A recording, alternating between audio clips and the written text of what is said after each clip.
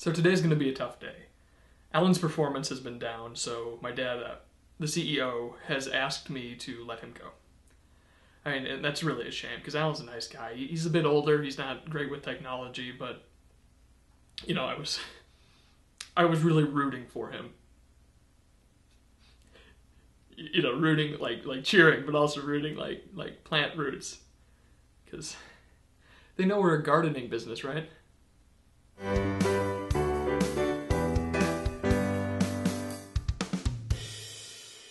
Even though everyone in my department is a remote worker, I still like to have the important conversations face to face. And to avoid having them come to my house, which is awful, I use a video conferencing service. So I'll show you how I handle that, how the pros do it when Alan calls in here to be fired. Hello? Mr. Phillips, is that you? Alan, now this is important. I need you to listen to me for a second. I can't see you. No, hitting the Hello? screen, it's not going to help you. There's only one way to know for sure. Alan, please, this will just take a minute. If you can just... I think I found the switch.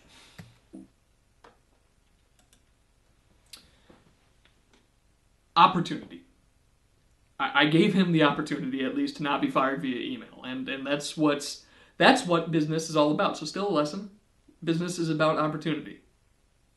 Yeah? People are always asking me, Matthew, how is it that you got to become so successful at such a young age? And I always tell them the same thing. Opportunity. I saw an opportunity and I went for it. Now, my father is the CEO of Phillips Gardening of America, the world's largest distributor of specialized gardening tools. It's a company worth $1 billion. And I thought about that money, and I thought, what if I had some of it for working at the company? So I asked my dad, and he said, I'll never forget. He said, sure, Matt, do whatever the hell you want. And I did. It was as simple as that. I saw an opportunity, and I took it. And I think that is what sets me apart, because not everyone could have done that. Now, the key to good business communication and email is to avoid buzzwords. No one wants to hear those. So I just keep it straightforward here. You can see as I'm writing this email to Alan. In his case, I actually like to go for the bold and the large font because he kind of has a hard time reading. So I just type out my message here. And the autofill's kind of cool. You just type A-L-L-E-N, don't even have to look. And then click send. And then I'm done. I can move on to the next point of my business. Simple, no flowery language. And Alan knows that he's fired now. Oh, it's Chase Clifton. Good rep, kind of a weird guy. Did you just fire Chase Clifton? No, Chase, what are you talking about?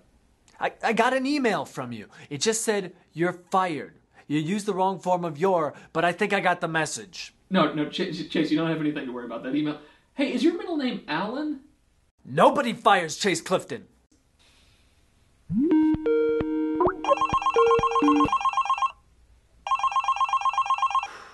So, there was a bit of a mix-up earlier.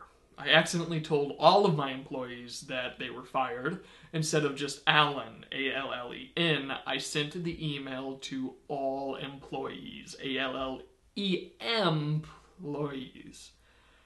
So that's not great. I had to shut down my Skype because everyone was calling, and then my phone's ringing off the hook, but I'm letting those go to voicemail until I can get this sorted out. I don't want to cause a panic. What do you mean, you're fired? I've been with this company for 5 years, and that's all I get? You didn't even spell your right. Call me Matthew. It's Y-O-U-R-E, as in you are fired. And you, I'm not fired, you're fired, with an R-E. This is Mike. Call me back, please. Why are you saying to Petrov you're fired? This is not even correct your. It needs apostrophe R-E. You sound like Russian spam bot. Best spam bots in world, but still spam. Call Petrov. Look, I'm gonna level with you. Matthew Phillips, award-winning gardener, is a lie.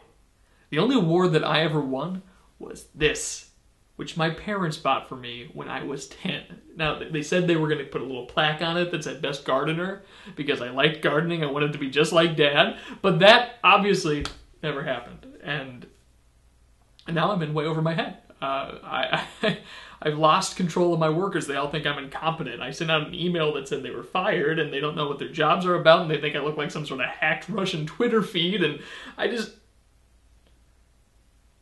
it. Excuse me. Hey, oh, look at our horse friend go. Hey, whoa, whoa, whoa, whoa, whoa. Hey. Boundaries. Wait outside, man. Jeez. Why would I send an explicit picture of myself to my entire staff? That's a good question. And the answer is, well, because I'm a leader. And in our modern culture, that is what our politicians and our entertainers do when they do something they don't want to have done on the internet. They say that they were hacked, that someone else took over their account, and they're not responsible for their actions, and then people like them because they feel, oh no, that could happen to me, and I could send a picture of my stuff to a bunch of people and be disappointed. Tomorrow, I will contact my employees and tell them that I had been compromised. I apologize for anything suggestive that they may have seen. Obviously, I would not have ever done that on my own. No one would believe that. I'm saving my business. With my business. And things will go on as normal. Crisis averted. What was that? Why did it have to be yours? Why did it have to be my material, specifically? Yeah. There are literally millions of penises already on the internet. Yeah, I guess you're right. I never really thought about that.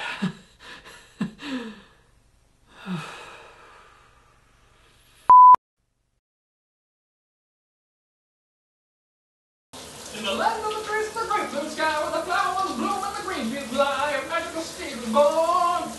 He grew up to be big, he grew up to be strong, and he learned to fight, he learned to right what was wrong, and he wants to take us away. So teach us his mystical way.